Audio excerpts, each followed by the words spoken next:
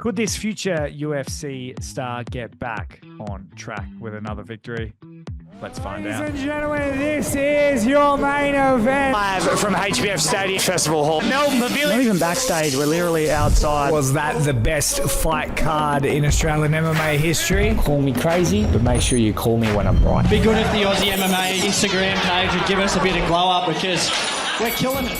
Welcome to the Australian MMA podcast. My name is Mitch Tinley, your host, and today's guest is Jono Micallef, who is a very highly touted professional mixed martial artist. Now, he shot to the top late last year when he took on Joseph Luciano. He was probably deemed as the underdog in that, and he took out probably at least the number one welterweight in Australia. And at one point in time, I think number one pound for pound last year. And Jono Micallef picked up the welterweight crown, and looked like it was he was off to the races. And unfortunately, earlier this year, he came up against Aldin Bates, and unfortunately went down to Aldin Bates and lost his Hex welterweight crown.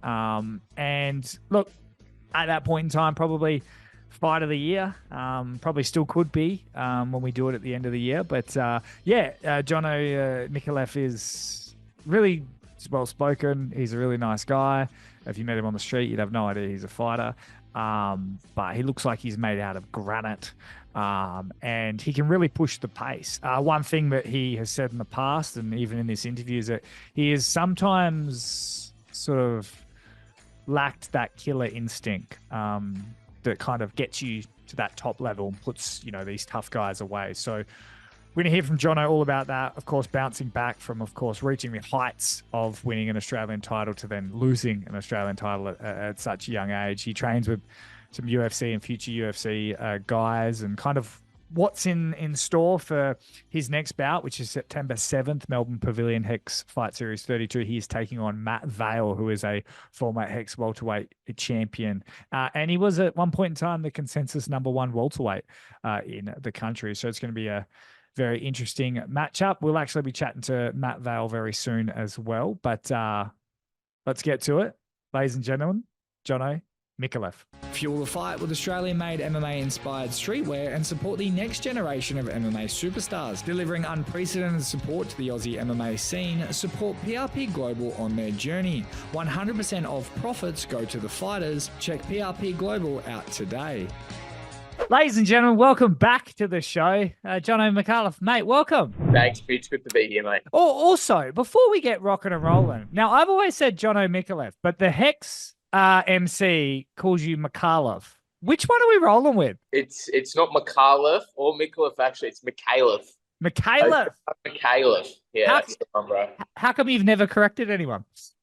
Because it's been fucked up so many times, bro. I'm just like, dude, just call me what you want to call me. As long as you call me Jono, it's all good.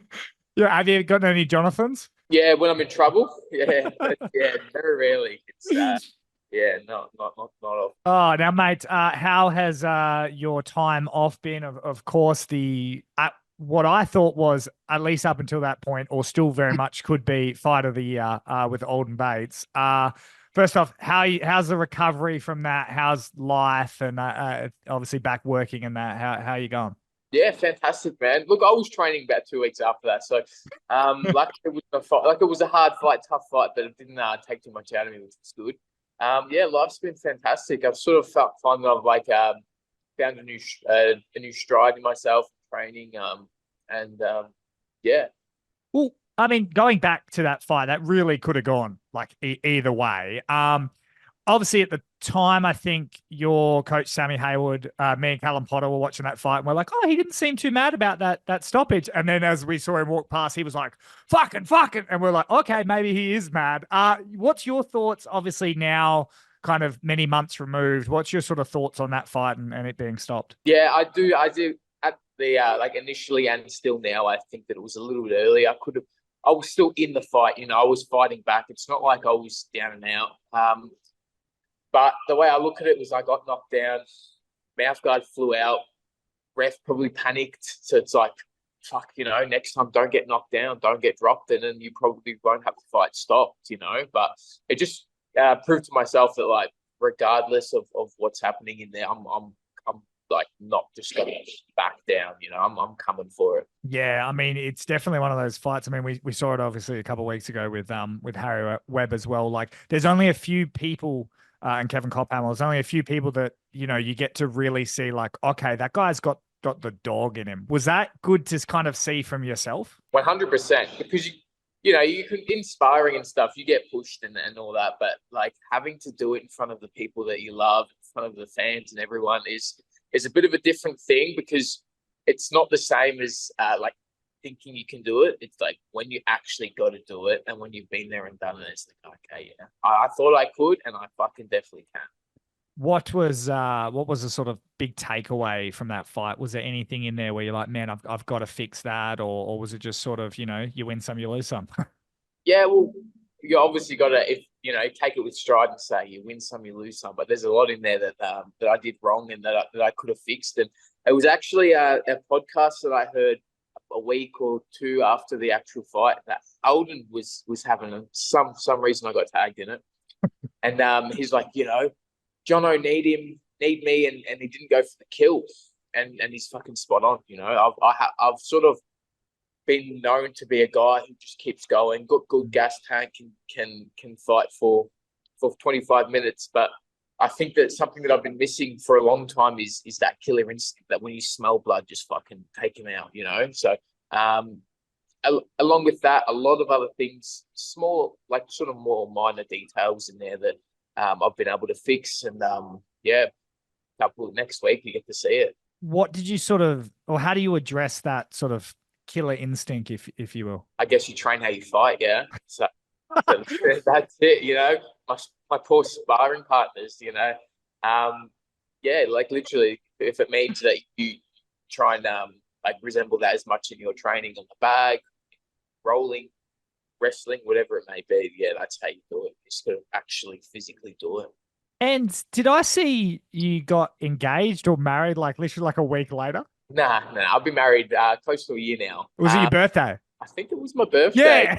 Yeah, it wouldn't be my birthday the week after. Yeah.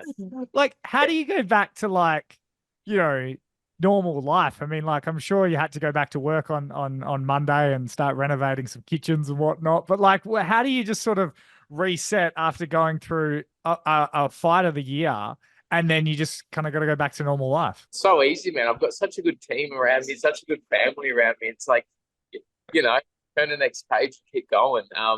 Yeah, it's my life. This is just my life, man. It's fucking such a good life that I do have. And I'm able to go out there and fist fight with another man in front of thousands of people and draw blood from each other, and then turn around and then here I am getting happy birthday sung to me the next week in front of my family. And, that's just what makes it so special, that you can do both things and, enjoy it all. Does it feel weird to be at such a young age? You've like risen to the top of Australian MMA, you get the belt, and then you have to go through one of the biggest hurdles as well. And you've done it all at such a young age. Has it sort of changed your perspective or your dreams when it comes to Australian MMA? Nah, my dreams are still the exact same, in which I want to make it to the top. I want to fight the best guys. Yeah, well, I actually got a reminder. I think it was, the past weekend, I made my pro debut 2 years ago. So in a matter of 2 years, I've had 6 fights, fought some of the best in the country, won some of the most prestigious belts. And it is pretty cool. It's awesome, but the dream's still the same. Where I want to be and where I will be is still the same. Do you feel sort of far away from, I mean, we're seeing more and more guys get their chance on like Contender Series and stuff like that, or do you kind of want to like chip away for maybe 5 more fights type thing until you go, I'm perfect, I'm ready to go type thing, or kind of what's the plan? Yeah, it's a good question. It's a hard one, that, because like you don't want to learn on the job at the best, the top level, but you're also starting to see now of how good Australian MMA is, So I think that, once if 2-3 fights win streak, or if you fought the best guys for 2 or 3 fights, I think that you're right there ready to go. Because the guys in Australian MMA are just like they are that good, you know. Did you have to reset yourself mentally at all? Because surely, like, you're undefeated, you feel like you're the man. You know what I mean? And then you take a loss. Was it kind of a hit to your ego at all, or did you have to change anything mentally? I don't think I need to change anything mentally, but it was definitely a hit to the ego. Definitely something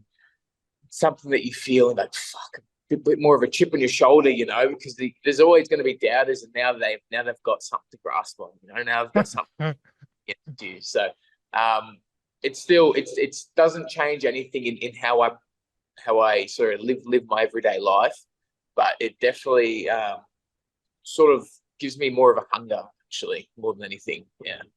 Does it I always talk about people that take fights with Aldin Bates, right? I don't care how much money in Australia, it's never enough money. You do it in the UFC, you take an Aldin Bates, you're like, okay, cool. Like I'll lose some years off my life to fight this man in front of 15,000 people.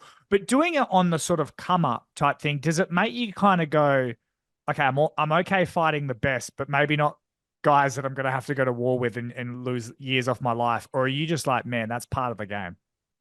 Dude, who are you going to fight that you're not lose? Like, we're fighting it, you know, going in there, push another man, head, kick him in the head, try and break, you know. So it's like, you can't go and take fights and say, oh, I don't want to take years off my life. Like, why the fuck are you fighting then? You know, if that's part of your thought process. But before the fight and the media at Hex, I said, I either win, like I win this fight, or I lose this fight and I gain experience. So I win either way. And I still stand by that 100%, you know, like, I said it and I meant that because it was the truth. And now here I am. I lost the fight, but I gained the experience that I needed. And yeah, it's sort of like something that you win it. Like, every time you win a fight, you take it. Yeah, that's cool. And you move on, you know, turn over the next page, look for the next opportunity. But when you lose, and this is the first real loss that I've had in all of my martial arts career, that I sort of need to take a step back, look at what I've been doing and how I've been doing it and what needs to change. So it's sort of like you don't remodel the whole house, but you're changing a few key details in the house or in the gym. And yeah, I guess that you sit back and see if the results are going to change, and if not, fucking do it again. And you're in fact doing it again, going up against Matt Vaile, which weirdly you kind of came to light in Australian MMA when there was that whole Luciano Matt Vaile debacle. Then you kind of came in and, thanks to me, mate, painted you out as the underdog, and you came out and you really kind of exploded onto the scene. Does it kind of feel weirdly like poetic that now you get to take on Matt Vaile and you almost get to shut down all the sort of critics from a year ago? Yeah, 100%. It's sort of like, yeah, we've come full circle, and like, here we are. It's just a shame there's no titles and stuff, but it is what it is, you know. It's a fight, and it's going to be a good one. I mean, Matt Vaile's kind of had some hiccups recently as well, but obviously he's as dangerous as ever. How do you prepare for someone like Matt Vaile? He's a hard person to prepare for. He's good everywhere. I think just like myself, you know, Matt he's a good striker, good grappler. He can mix it up, and same way I can. So it's sort of like, you just got to go in there knowing this fight can go anywhere, and wherever it does go, you're going to look to dominate. And that's my mindset coming into this fight. There was, I believe, an interim welterweight title on the line with Kitt Campbell and Caleb Rideout, and that's sort of fallen out. Did anyone contact you guys at any point to try and, you know, mix it up and maybe jump in there with Kitt? I was expecting something to happen, but nah, nothing like that. Me and Kitt are now we're both training. I was training elite team, so I think that the fight in the future between the two of us is very unlikely. Yeah. Would you do it though if you had to? I don't think I will. No. Oh, is that like? Do you think he would say the same? I believe so. Yeah, I do think he'd say the same. Just the other thing is, now you got all these other guys in the welterweight division all across Australia. There's fucking so many fights to add. It's like, why lose one of the potential really good training partner who's also fighting out of Melbourne, when there's like dudes in every single state that are at the top of the division? I feel like that was a topic of discussion earlier when there was almost like the three-man weave at the flyweights with Stewie Nicol, Sean Gauci, and Anthony Drillich. And Stewie Nicol actually basically contacted Sean and was like, no, let's train together, let's not fight. Now, that ended up working out because basically all three of them made it type thing. But in terms of especially a guy like yourself, What's it like? Obviously, you want to juggle and have training partners like Kitt Campbell because they're going to get you so far. But then also fighting a guy like Kitt Campbell is going to get you so far. So at what point do you kind of go, no, I'm going to get more benefit training with him than fighting him? Well, it just depends on the circumstances too. I mean, like Jake and Kitt are both very, very closely knit together, and they're both guys that I've been training with for years. So, look, like I think that now because there's been so much more diversity throughout the welterweight division, it's like there's so many other guys that are right at the top you can fight. So it doesn't necessarily have to be that guy, you know. Yeah. Did you contact Hex and go, hey, there's a interim welterweight title fight out. Maybe slide that belt over here? Yeah, believe it or not, I've got great managers, which I've actually contacted Hex ever. Yeah. So you can confirm not for an interim title, this one. Yeah, unfortunately not. Yeah, I would love it. It would be great, but yeah. Maybe. And mate, before I let you go, what can sort of everyone expect September 7th at Melbourne Pavilion? Fireworks. They can expect fireworks. You got Matt Vaile, who is coming off a loss last time he fought in Melbourne. So I can guarantee he's going to come with a serious fire to him, and I've got the same. So you got two guys looking for something to prove, and I'm looking for a finish. So that's what you can expect to see come September 7th, guys. I was going to say, if you get him hurt, we're going to see the killer instinct. Yeah, don't call me the killer, but you can see the captain instinct. You're going to see. Oh, mate, you're the absolute best. Thank you so much for taking the time, and we'll see you next time. See you guys.